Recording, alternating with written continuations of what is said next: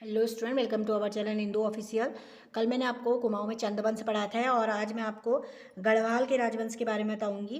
तो गढ़वाल में जो राजवंश स्टार्ट हुआ था वो 14वीं सदी से ही स्टार्ट हो गया था। उस समय गुर्जर देश के एक राजा थे, उनका नाम था कनकपाल। कनकपाल ये गढ़वाल में घूमने के लिए आए थे। तो जो उस समय गढ़वाल के राजा थे उनका नाम था सोनपाल। सोनपाल इन्होंने राजा कनकपाल का बहुत ज़्यादा स्वागत किया और अपनी बेटी की शादी राजा कनकपाल से करा दी। तो राजा कनकपाल ने क्या किया, 688 में यहाँ पे परमार वंश की नींव डाली। तो परमार वंश की नींव किसने डाली? राजा कनकपाल में डाली 688 में। और अपनी जो राजधानी थी वो कहाँ पे बनाई इन्होंने? चमोली में।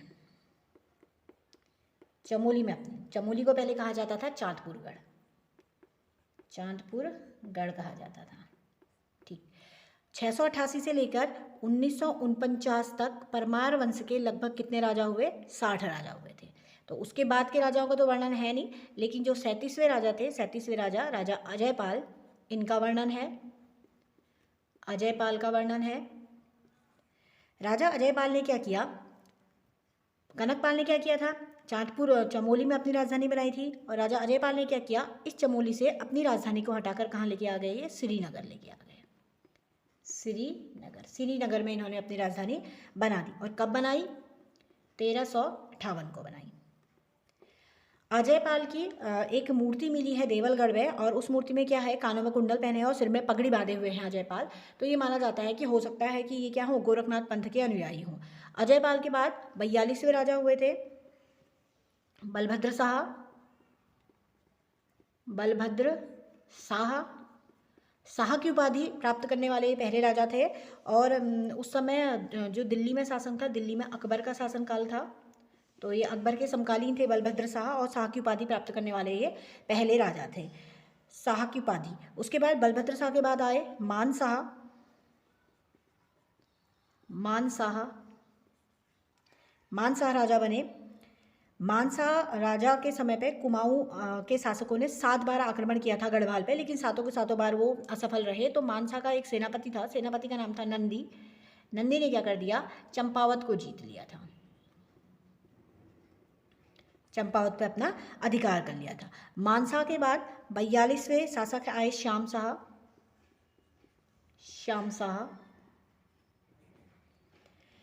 शाह का उल्लेख जहांगीर जो जहांगीरनामा है उसमें भी कहा जाता है। श्याम शाह गर्वभंजन की उपाधि प्राप्त करने वाले राजा थे। श्याम शाह के बाद आए थे महीपति शाह।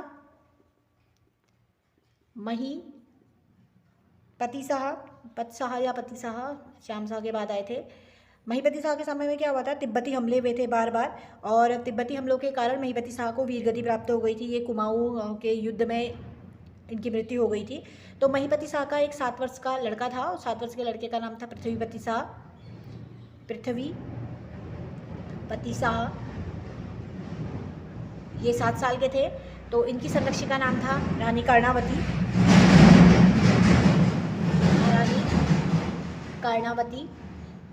जिनको कि नाग कान कटी रानी के नाम से भी जाना जाता है, क्योंकि कहा जाता है कि इन्होंने जो मुगल सैनिक थे, मुगल सैनिकों के नाग कान कटवा दिए थे, इसलिए इन्हें नागकटी रानी के नाम से भी जाना जाता है।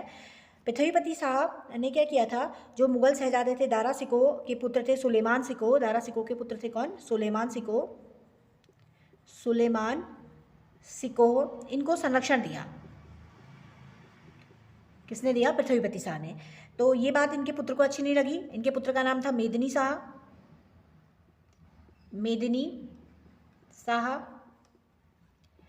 इनके पुत्र को ये सही नहीं लगा कि इनके पिता ने सुलेमान सिको को अपना संरक्षण दिया, तो इन्होंने सुलेमान सिको को वापस कहाँ भिजवा दिया? दिल्ली भिजवा दिया। तो ये घटना फिर उनके पिता यानी कि पृथ्वीपति शाह को अच्छी नहीं लगी, तो उन्होंने मेदिनी शाह को अपने राज्य से बाहर निकाल दिया।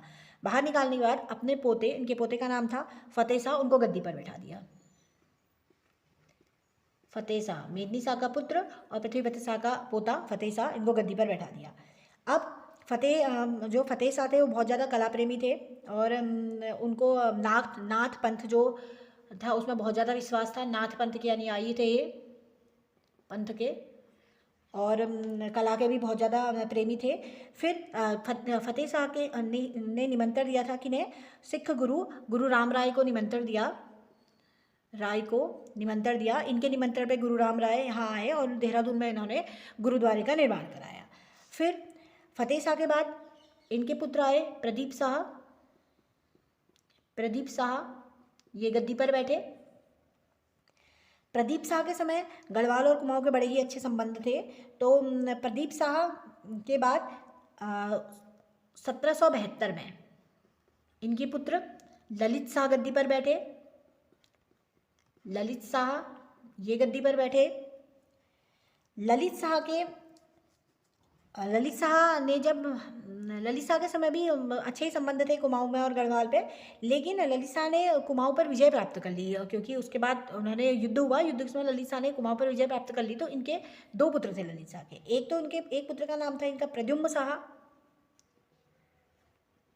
शाह और दूसरे पुत्र का नाम था जयकृत शाह।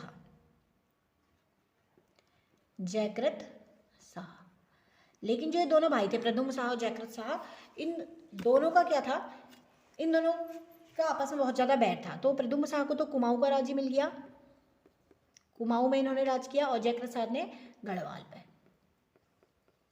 गढ़वाल पे इन्होंने राज किया। तो काफ़ी समय तक राज करने के बाद इन दोनों की आपस में लड़ाई हो गई। तो इस लड़ाई से परेशान होकर जो जयकृत शाह श्रीनगर, प्रद्युम्न शाह काफ़ी समय तक पहले गढ़वाल रहे, तो उस समय जयकृत शाह श्रीनगर चले गए। तो 3 साल तक प्रद्युम्न शाह लगभग गढ़वाल में रहे। फिर वापस कुमाऊं में आए, तो उस समय फिर जयकृत शाह भी आ गए कुमाऊं पे, लेकिन जयकृत शाह की मृत्यु हो गई। तो जयकृत शाह की मृत्यु के बाद प्रद्युम्न शाह ने कुमाऊं और गढ़वाल दोनों की सत्ता को संभाला। अकेले किसने? प्रद्युम्न शाह ने संभाला। लेकिन जयकृत शाह ने तब तक वहाँ पे सब खराब कर दिया था। गढ़वाल में जितना भी आपसी जो लोग सारे राजा मिलजुल के रहते थे, उनमें कलह वगैरह डाल दी थी। तो उन्होंने बहुत ज़्यादा राज्य को तहस नहस कर दिया था। तो इसका जब बहुत ज़्यादा फ़ायदा उठाया कि इन्होंने गोरखाओं ने, तो गोरखा उस समय आ गए यहाँ पे। गोरखाओं ने बहुत ज़्यादा फ़ायदा उठाया। तो गोरखा के उसमें जो सेनापति थे, एक थे अमर सिंह थापा और दूसरे थे हस्तिदल चतुरिया। अमर सिंह थापा और हस्तिदल चतुरिया ने क्या किया, 1803 पर गढ़वाल में आक्रमण कर दिया और बहुत सारे भाग को यहाँ से जीत लिया। तो प्रद्युम्न शाह मैदान छोड़ के भाग गए उस समय।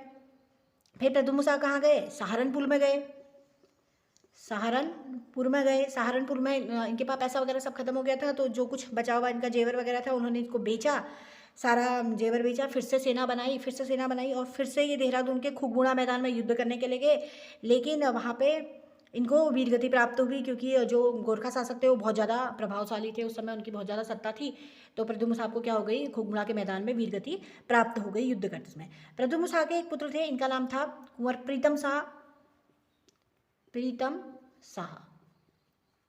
ये थे हमारे प्रद्युम्न शाह के पुत्र थे, कुंवर प्रीतम शाह को क्या किया, गोरखाओं ने कहाँ भेज दिया? काठमांडू भेज दिया। ये काठमांडू में रहे। और जो दूसरे पुत्र थे प्रद्युम्न शाह के, उनका नाम था सुदर्शन शाह। ये यही रहते स्वतंत्र, मतलब कुमाऊं में ही रहे और अपने आप को स्वतंत्र कराने का बार बार प्रयास करते रहे। प्रयास करते हुए इन्होंने 1803-14 में गोरखाओं के विरुद्ध अंग्रेजों को बुला दिया। तो अंग्रेजों से गोरखाओं का युद्ध हुआ और 1815 में गढ़वाल फिर से स्वतंत्र हो गया। तो 1815 से लेकर 1949 तक सुदर्शन शाह ने यहाँ राज किया, और सुदर्शन शाह ने यहाँ राज नहीं किया, मतलब एक हिस्से में राज किया, और पूरे सारे गढ़वाल में अंग्रेजों का राज हो गया। 1 अगस्त 1949 को सुदर्शन शाह अपनी राजधानी श्रीनगर से हटाकर इन्होंने अपनी राजधानी कहाँ लेके आ गए? टिहरी लेके आ गए। टिहरी में लेके आ गए, और टिहरी उसी समय टिहरी का जो विलय था वो भारत में हो गया था और एक जनपद बन गया था। तो यहीं तक है आपका गढ़वाल राजवंश, जो कि पूछा जाता है। इससे ज़्यादा इस राजवंश के बारे में कुछ नहीं पूछा जाता है।